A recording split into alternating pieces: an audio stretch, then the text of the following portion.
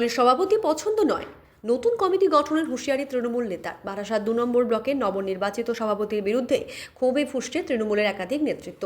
অভিযোগ, অনৈতিক লেনদেনের মাধ্যমে সভাপতি নির্বাচন হয়েছে। এই ইস্যুতে ব্লকের প্যানেল বাতিলের দাবিতে লাগাতার বিক্ষোভ চলছে শাসনে।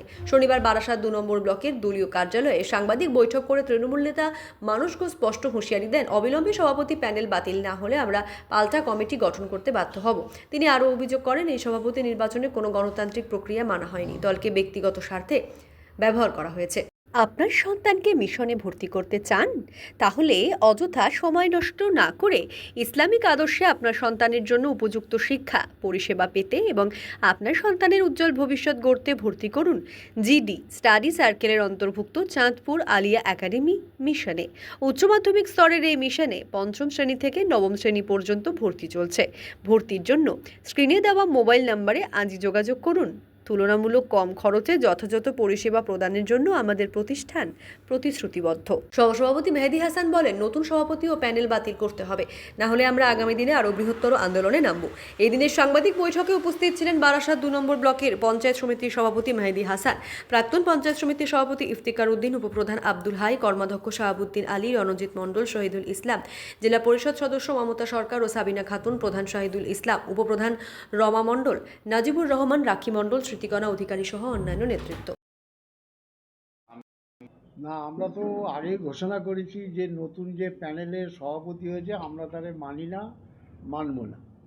দরকার হয় আমরা আলাদা সমন্বয় কমিটি করে ব্লকে আমরা এই যে 85% লোক আছি, আমরা আলাদাভাবে দল চালাবো, তৃণমূলে থাকবো। মমতা ব্যানার্জি, অভিষেক বন্দ্যোপাধ্যায়ের নেতৃত্বে দলটা করব, তৃণমূলের জন্য জান প্রাণ লড়িয়ে। হ্যাঁ, আমরা একটা পাল্টা কমিটি করব। আমরা ওকে মানি না, সভাপতি মানি না। আমরা আমাদের মতো এই যে যারা নেতৃত্ব দিচ্ছে আমরা তৃণমূলটাই করব, আমরা অন্য দলে যাব না। তৃণমূল কংগ্রেসের সঙ্গে থাকব, মমতা ব্যানার্জি, অভিষেক বন্দ্যোপাধ্যায়ের আদর্শে আমরা দলটা করব। আমাদের দাবি যে এটা ঠিক হয়নি, একটা অনৈতিক নিচের তলায় যারা এইটাকে নাম, আমাদের মেহেন্দি ভাই আগে বললো, যারা নামটা পাঠিয়েছে কী কারণে, তার একটা তাকে যদি প্রশ্ন করা হয় যে কী কারণে এই নামটা সিলেকশন হলো, তিনি উত্তর দিতে পারবেন? এমএলএ, হালোয়ার এমএলএ উনি পাঠিয়েছেন। উনি এখন নাটক করছেন যে আমি পাঠাইনি। একটা দিনও সিনিয়র লোকের সাথে আলোচনা হলো না যে আমরা একটা নাম পাঠাবো, কি করব। তাহলে তো এই সমস্যাটা তো হতো না।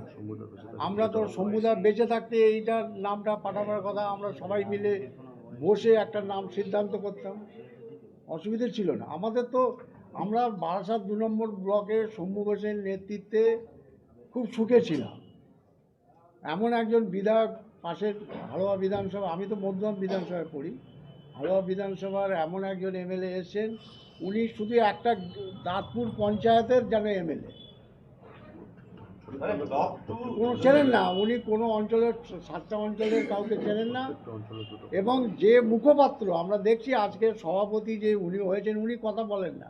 উনি যে মুখপাত্র 21 সালে বিজেপিতে নাম লিখিয়েছে, তার এখনো ফর্মটা আমাদের কাছে আছে। আপনারা যদি চান আমাদের সেই ফর্মটা দিতে পারি। 21 সালে বিজেপিতে নাম লেখা তো দেওয়ার কোনো প্রশ্ন নেই। দুটো বিষয় আপনারা ভালো করে জানবেন। লিস্টটা যখন আউট হয়েছিল ঠিক পুজোর আগেই, তারপরে আমাদের দুর্গা পুজো গেল, কালী পুজো গেল, ভাইফোঁটা গেল, ঠিক তার পরপরেই এসআইআরের প্রোগ্রাম শুরু হলো। কেন্দ্রীয় সরকারের একটা ভ্রান্ত নীতি আর কি, বাঙালির প্রতি যে বিদ্বেষ, তারই একটা প্রতিফলন হচ্ছে এসআইআর। সেটা শুরু হয়েছে, তো সেটা আমাদের কাছে আগে প্রাধান্য। এসআইআরের কাজ অলরেডি আমাদের যে 7টা অঞ্চল আছে, সেই অঞ্চলে আমাদের কাছে যে খবর আছে তাতে মোটামুটি ফর্ম বিলি কমপ্লিট। গতকাল থেকে ফর্ম কালেকশন করা শুরু হয়েছে। এই আবহের মধ্যে দলের সঙ্গে কথা হয়েছে, ঊর্ধ্বতন নেতৃপক্ষের সঙ্গে কথা হয়েছে, তারা আমাদের সঙ্গে বৈঠক করছি। এসআইআর নিয়ে আমাদের দলের যে নির্দেশ, সেইটাকে আরও বেশি সার্কুলেশন করা, আমাদের কর্মী সমর্থক যারা আছেন তাদেরকে আরও বেশি এ বিষয়ে অবগত করা। 2 হল, গত মাসে বারাসাত ব্লক 2-এর জন্য যে প্যানেল ঘোষণা হয়েছে, সেই প্যানেলকে এগনেস্টে আমরা এখানে সমবেত হয়েছি, এই প্যানেলকে আমরা মান্যতা দিই, আগামী দিনও দেব না। হ্যাঁ, এই বিষয়ে আমরা দলের ঊর্ধ্বতন নেতৃত্বের সঙ্গে কথা বলেছি এবং তারা আমাদের সঙ্গে একটা ডাবল এতে বসবেন। আমরা আশাবাদী যে তাদেরকে এখানকার সিচুয়েশনটাকে তাদের বোঝাতে পারবো, আমাদের সেই কনফিডেন্স লেভেলটা আছে। তাহলে কি জন্য আজকে বসছি মূলত আপনাদেরকে একটা মহল থেকে বলা হচ্ছে, মূলত আমাদের প্রেস কনফারেন্স করার মূল কারণ হলো আমি বলেছিলাম যে বিধায়ককে ঢুকতে দেবো না, এটা ঠিক, কিন্তু কেন বলেছিলাম, কী কারণ, সেটা হলো এই যে বারাসাত 2 নম্বর ব্লকের সভাপতি ছিলেন শম্ভু ঘোষ মৃত, এবং হাজি নুরুল ইসলাম, মতিয়ার সাপুই, ইফতিকার, মানসদা, এরা 5 জন এই ব্লকটা চালাতো 2008, 9, 10, 11, আজকের 25। কিন্তু এরপরে আমরা দেখেছিলাম এমপি ছিলেন হাজি নুরুল ইসলাম, তারপরে হলো নুসরাত জাহান, তারপর ইদ্রিস আলী, তারপর আমাদের হাড়োয়া বিধায়ক হলেন হাজি নুরুল ইসলাম। কিন্তু হাজি নুরুল ইসলাম, শম্ভু ঘোষ, আমাদের এই যত প্রত্যেক নেতৃত্ব আছে এখানে, 5টা অঞ্চলের সভাপতি চেনে এবং 6টা প্রধান, এই হাজি নুরুল এই শম্ভুদার নেতৃত্বে প্রতিষ্ঠিত হয়েছে এই ব্লকে। পঞ্চায়েত সমিতি কর্মদক্ষ আছে 7টা এখানে, এবং সমিতি মেম্বার আছে 6টা, বা আরও মেম্বাররা সব এদের হাতে প্রতিষ্ঠিত হাজি নুরুল ইসলাম এবং শম্ভু ঘোষের নেতৃত্বে। শম্ভু ঘোষ, হাজি নুরুল ইসলাম যেভাবে আমাদেরকে চিনতো বা আমাদের যেসব জায়গায় বসিয়ে রেখে গেছে, এখন যারা হয়েছে তারা আমাদের চেনেও না, আমাদের বসাবেও না, এই ব্যাপার। আর বিধায়ক, আমরা যখনই বিধায়ককে 2024-এ জিতিয়েছি তখন থেকেই বিধায়কের সাথে আমাদের কোনো সম্পর্ক নেই। বিধায়ক আমাদের ফোনও করে না, আমাদের জিজ্ঞাসা করে না। ওই জন্য বলেছিলাম যে আগামী দিন বিধায়ক এই ব্লকে ঢুকতে আমরা দেবো না, এটা বলেছিলাম। এই কারণ হলো এই যে প্যানেলটা হলো, কিসের জন্য হলো, তৃণমূল কংগ্রেস শুধু ওরা করেছে না, আমরা করেছি। এইটা উদ্যোগ কর্তৃপক্ষ এখানে আইপ্যাক দিয়ে হোক বা সাধারণ মানুষের দিয়ে জিজ্ঞেস করা হোক যে দলটাই ব্লকে কারা করতো, তাদের নাম কি, তাদের পরিচয় কি, আর এখন যাদের প্যানেলে নাম দিয়েছে তাদের পরিচয় কি, তারা কোথায় ছিল, কিভাবে পদ পেল, এই জন্য বলেছিলাম। প্রথমে আপনাকে প্রশ্নের জন্য থ্যাংক ইউ জানাই, কিন্তু আমরা দল বিরোধিতা করছি না। আমরা বলেছি দলের কাছে একটা মিস ইনফরমেশন ক্যারি করা হয়েছে এবং সেই ইনফরমেশনের ভিত্তিতে হয়তো একটা সিদ্ধান্ত নিয়েছে, আমরা সেই সিদ্ধান্তটাই বিরোধিতা করছি, এটা আপনাকে আগে বুঝতে হবে। তো একটু আগে আমার যে নেতৃত্ব স্থানীয়রা জানিয়েছে যে আলোচনার জন্য ডাকা হয়েছে এবং পজিটিভ একটা কিছু হবে।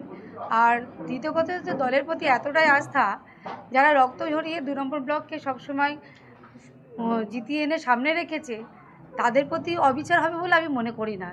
এবং সেই জন্যেই যে মিস ইনফরমেশনটা ক্যারি হয়েছে সেটা যে ভুল, এবং যেটা আমরা দিতে চাইছি সেটা যে সঠিক, আমি অবিচার হয়নি, মিস হয়েছে, অবিচার হয়নি। অবিচার তখন সত্য জানার পর যদি সিদ্ধান্ত নেওয়া, সেটা হচ্ছে অবিচার। আপনাকে একটা ভুল বার্তা দিল, তার পরিপ্রেক্ষিতে সিদ্ধান্ত নিলেন, সেটা অবিচার না, সেটা হচ্ছে ভুল বোঝানো হচ্ছে। সঠিক জানার পর যেটা হবে সেটাই হবে, সেটা সঠিক সিদ্ধান্ত। সেই সিদ্ধান্তটাকে আমরা পৌঁছাতে চাইছি যে আপনারা সঠিকটা জানুন।